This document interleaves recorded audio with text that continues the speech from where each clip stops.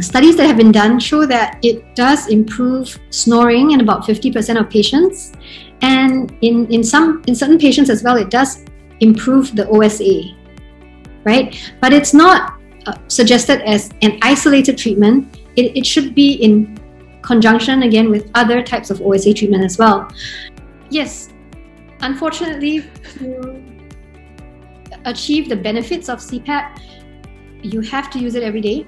It's suggested that you should use it at least 5 hours a night, 5 days a week, at least. In some patients, they have positional OSA. So typically we find that in patients who feel that they get better sleep or they snore less when they lie on the side, we tell them that yes, please do find methods to allow you to sleep on the side.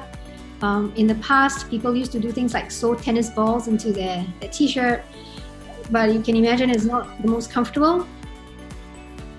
Overall, I would say about 50%, but the caveat is that it depends on the patient's anatomy. We use surgery typically as an adjunct to other sorts of treatments such as CPAP.